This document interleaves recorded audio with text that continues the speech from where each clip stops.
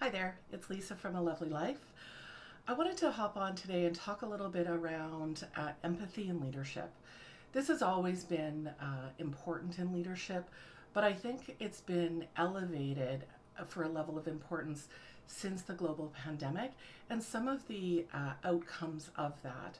You know, we're well into a year and a half of this, and throughout Canada and throughout North America and globally, everybody's in a different space with it. As our people, continue to move through this, we have to recognize the fatigue that they may be feeling, some of the concerns that they may have, some of the kind of landscape outside of their work environment that may have changed significantly in the last 18 months. And for those of us that have been working at home, there's that element of disconnection. But for many of our frontline people, that they have been still, in the, customer facing roles, they too have had a different level of fatigue around this. I mean, I don't know about you, but I feel like everything in COVID takes just a little more planning, a little longer, a little more intention. So I think it's really important as leaders that we take that into consideration. So I wanted to really talk about, 5 key things that I think leaders can actually action in order to show empathy. Because we often talk about, having empathy, but how do you actually tangibly show that? And sometimes I'm not sure we talk as much about that as the importance of just empathy itself. But if you're somebody that's like, am I doing the right thing? You may ask yourself, well, what should I be doing? So I'm going to break that down for you today. So the first thing is, you have to make space to speak to your people, not necessarily just about work. You have to ask them how they are. You have to ask them if there's anything going on, and be willing to share a little bit about yourself because sometimes they're not going to open up unless you do. Now, of course, we always have to be, mindful of what's appropriate, but I also believe that for the most part, if you're in a leadership role, you're going to know what that line is. The other piece that goes with that, though, is that when somebody does start to share with you, you must listen to not react. And, I've certainly been in situations where people share rather difficult things. And, my first reaction is to just, my heart breaks for them. But the reality is that, I really need to be holding space for them as somebody that they've come to, not necessarily for, that companion shoulder to cry on, but, that I've got those good boundaries as their leader to support them. So really focus on listening to not react. The second thing you really want to do is, and this is hard, and I've written a little bit around the multitasking piece, but you really have to be fully present. You can't be checking your phone, you can't be like checking emails on the side. You need to, if you need to clear some space for that next meeting, you have to do that. You have to make sure that you feel that the person that's sharing with you feels like you're fully present and you're willing to listen to them. I want to call out that when you are thinking about that for the different types of people on your team, somebody that may be a little more introverted may take a little bit more time to open up to that. So you can't rush through, especially when somebody like that has come forward and they're finally willing to start to share. You can't cut them short. So it's really important that that presence that you hold is clear and intentional for them. The third thing, and this can be difficult for all of us, but I think all of us have, I think our world and our society would be a better place if we all had a little less of this, which is judgment. Somebody may be sharing something with you that you think, oh my gosh, just do this and it'll be fine. If they thought that they could do that, they probably would.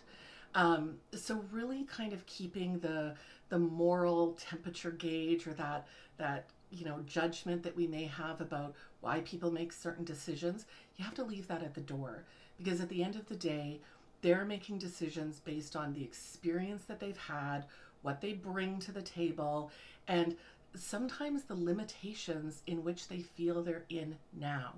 So adding our own judgment to somebody and why they're not doing something we think they should be doing is actually never helpful. They've come to us so that we can listen and hold space and be kind and understanding, but have those boundaries still.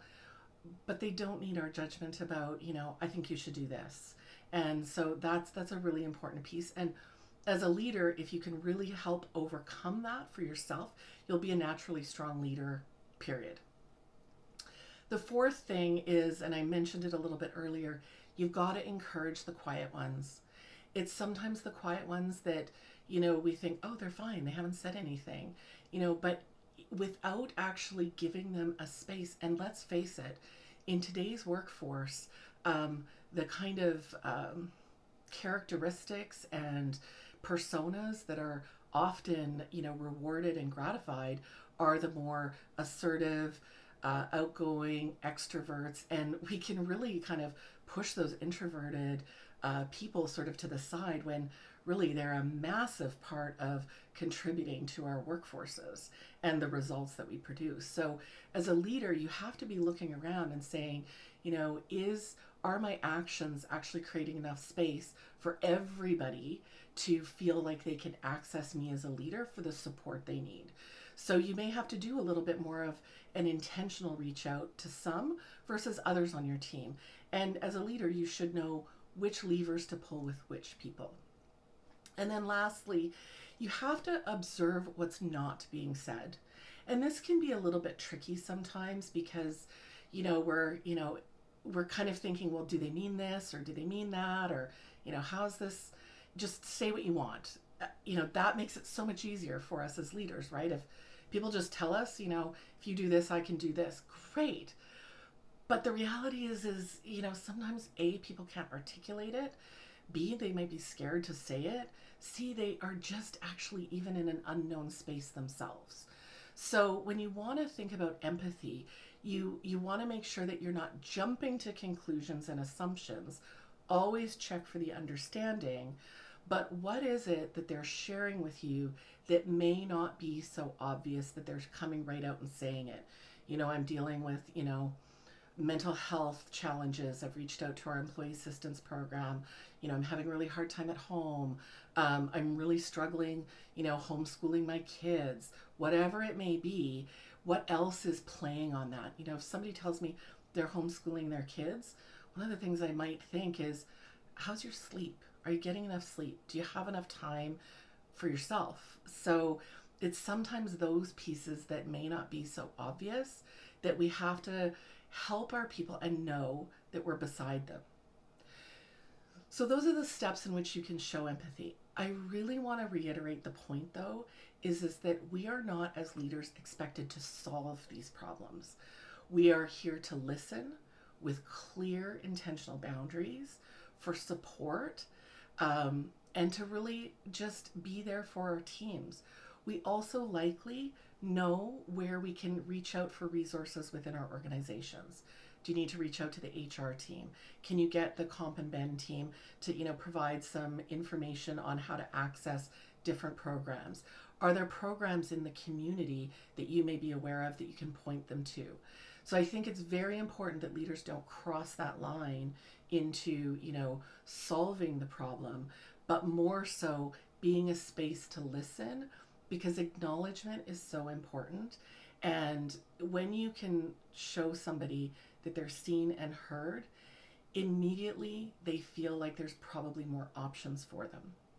So as we continue to work through this pandemic, and I know we all see hopefully the end in sight, I want to reach out to all of you as leaders too. Make sure you're doing the same, reaching out for what you need. And together, let's all be a little kinder, offer a little less judgment, be there a little bit more, and let's all have a lovely life. Thank you.